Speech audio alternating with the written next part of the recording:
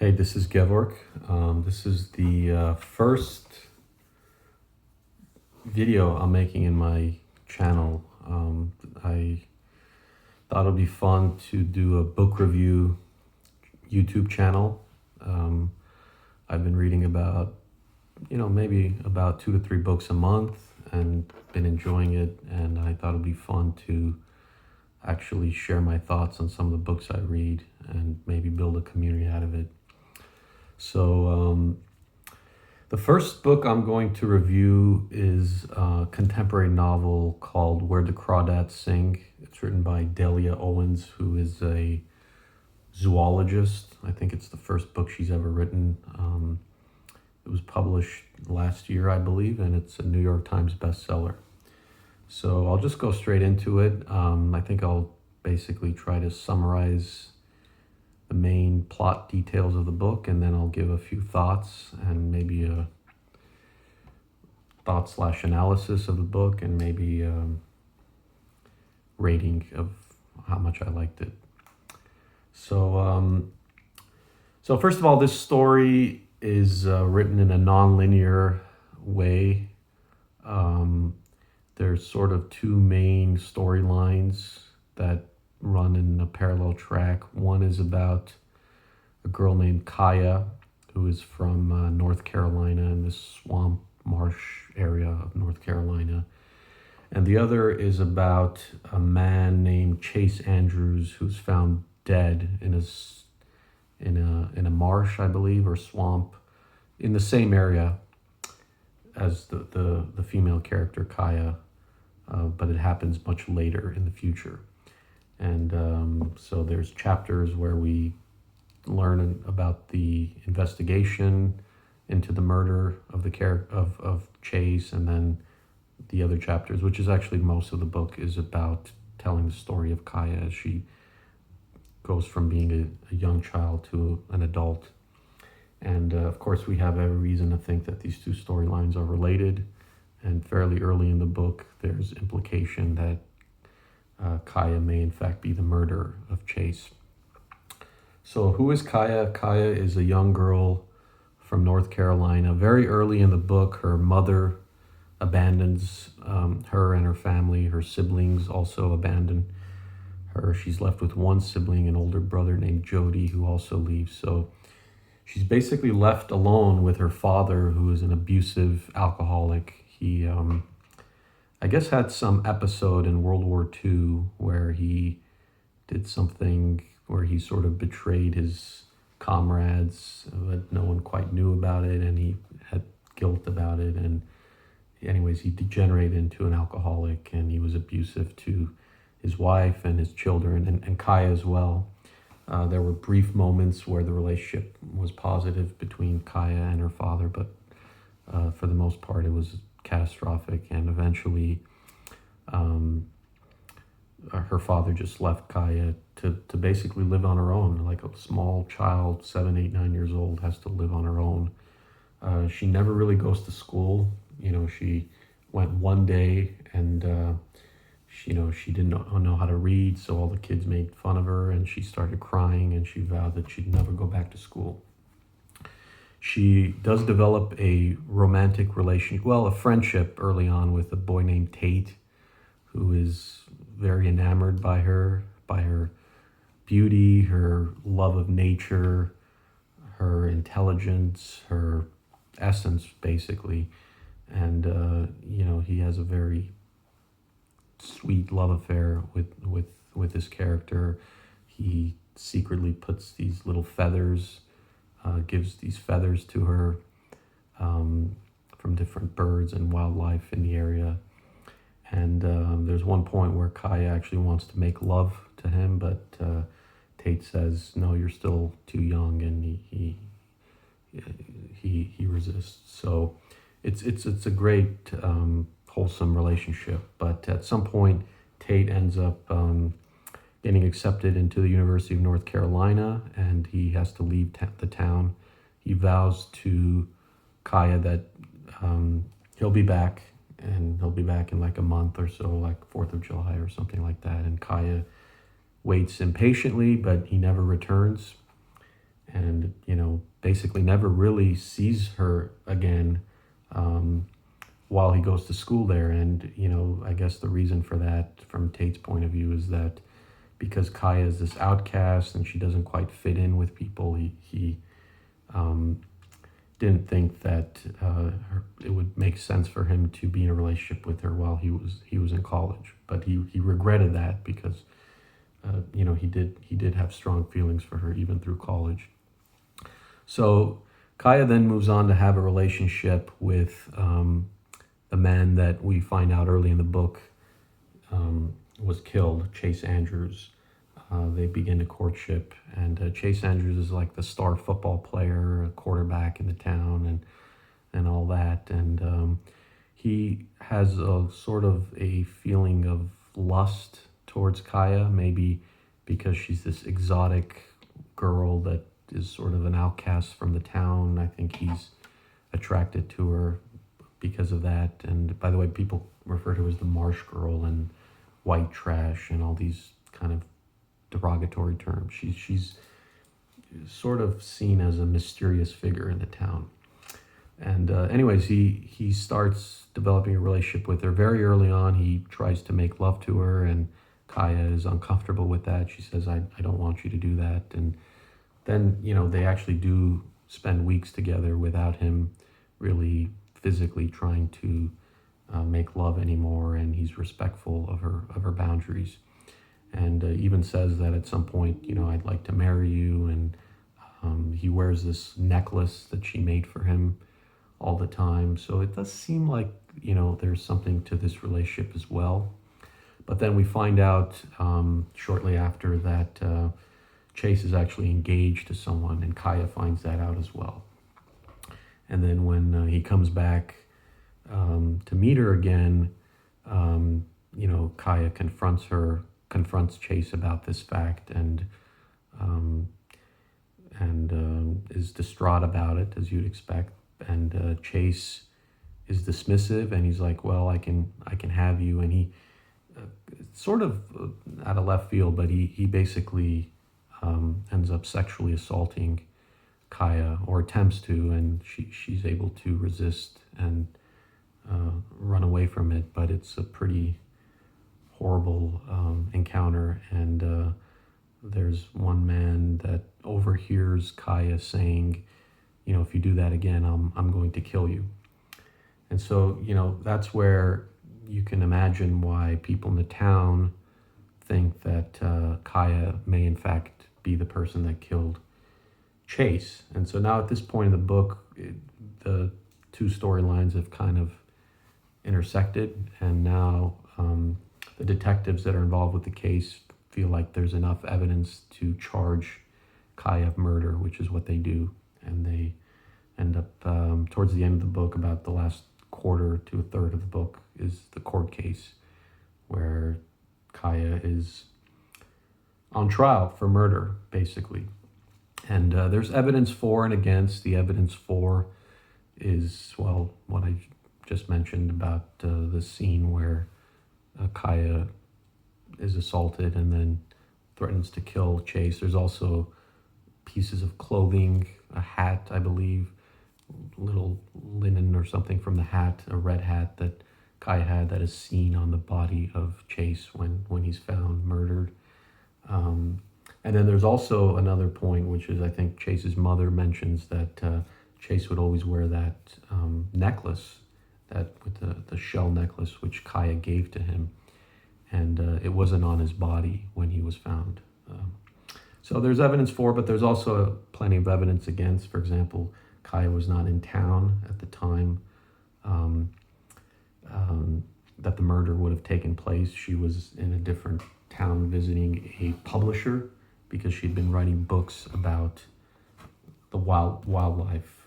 I guess that's one small plot detail I left out, is Tate actually convinces Kaya to write books. She's good at illustrations, and she knows a lot about the landscape and the wildlife of the area. So Tate convinced her that you could take this knowledge and write books about it, which she does. And then she visits the publisher around the time of the murder. So there's an alibi, there's other evidence against, so they go back and forth, and eventually the jury acquits Kaya, and she's found not guilty of the crime. And at this point, Kaya and Kaya and Tate are in love with each other, and they end up getting married. And basically, the rest of the story, which is the last couple chapters, I'd say, is just them sort of living happily ever after together. At some point, Kaya dies, probably in her 60s. And at which point, Tate is going through these boxes and different things that possessions of Kaya, and he actually stumbles upon the necklace that Chase would wear. And at this point, Tate realizes, as well as the reader, that Kaya is actually the murderer. And so that's kind of a major plot twist in the story, which was pretty shocking. So that's kind of a basic summary of the book. I may have left out a few minor details here and there. I guess I'll go to a quick analysis, some things that I think are worth discussing. So first thing, first of all, I think one of the key themes of this book is relationships, study of human relationships. So as I summarize the book, I think it's pretty self-evident that, the romantic relationship between Tate and Kaya versus the one between Chase and Kaya are so distinct. One is a love affair, a true, genuine love affair between two people that love each other for all the right reasons, for their intellect and their personality. And then you have Chase, who seems to be, obviously, he assaulted her as a more, let's say, dominating and lustful relationship with Kaya. I forgot to mention a key character in the story during the summary, but I'll bring it up now. So another relationship that I'll contrast is the father, which I already discussed was an abusive relationship, and I'll contrast with the relationship Kaya has with a man named Jumpin, who's a black man in the town that basically was a fatherly figure to her, and probably the reason why she survived early on in the book, because he made an arrangement with Kaya that she'll go out and fish and get mussels and clams and different things, and she would sell them to Jumpin, and Jumpin would pay her with money or gas or whatever she needed basically to survive. And also Jumpin's wife provided a lot of clothing for Kaya, and just basically was kind of also a motherly figure to her. So that was a lovely relationship, and it's stark contrast to the relationship she has with her father. And I really liked the Jumpin character a lot. I mean, so this was, by the way, parts of this book were in the 50s, prior to the civil rights movement, and there was still, the black people were living in a different part of town. The town was segregated, and there's actually scenes where Jumpin is abused by little white children and called the N-word, and actually Kaya confronts the children when they do that, and physically assaults one of the children in retaliation. But I guess there's just something really endearing about a man that, even though he's treated so badly by white people simply because of his skin color and really nothing else, he still has enough humanity and compassion to be so loving to this white child in Kaya. And there's something really endearing about that aspect of the book. And, I think it reminds me of the Martin Luther King, I think it was him that said something like, hate doesn't kill hate, only love kills hate, or something like that. So there's something about people, if you show enough love and affection and humanity, even to people that are racist and are hateful at their core, you can win them over. And I think that's maybe one of the lessons of that Jumpin' character. The other thing that I guess needs to be analyzed, quickly discuss, is, the ethics of what Kaya did. Like, is it appropriate ethically to kill someone that sexually assaulted you? Is that ethical, to take the law into your hand and do something like that? I was actually quite shocked when I found out that Kaya was the murderer. I thought it might have been Tate. I even thought might have been Jumpin', because at one point Kaya confides in Jumpin' what happened, and so Jumpin' actually knew that she was assaulted by Chase. So I thought maybe he took matters into his hand, but or I thought maybe Chase killed himself out of guilt for what he did, but obviously none of those ended up being the case. And so Kaya, what was her rationale for doing that? I think her rationale was something like, she's the marsh girl. Everyone in the town has kind of a negative feeling about her. She's an outcast. She's a misfit. And so if she goes to the authorities and tells the story of what happened, they're not going to buy her story. They're going to buy Chase, the beloved star football player in the town. So I think with that thinking in mind, she took the law into her hand and basically killed the character.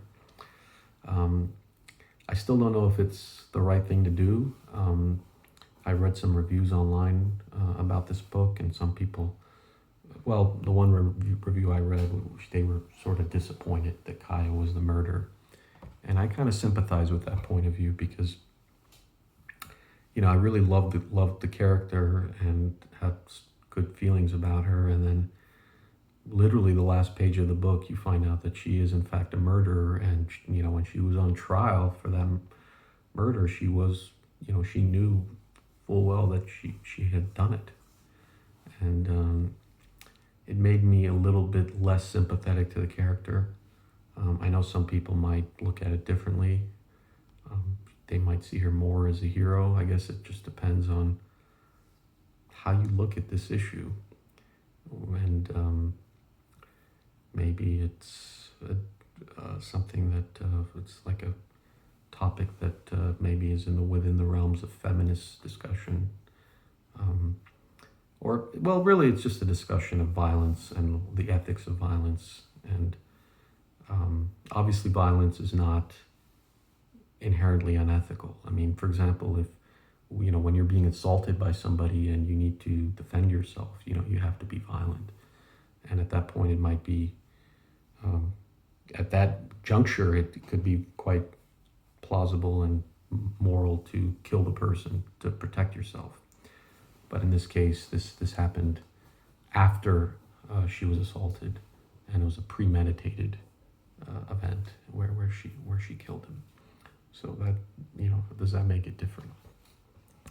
And so anyways, I think those are some of also, I guess, the nature and the beauty of nature is certainly another big theme of the book, which you would expect based on the background of the author.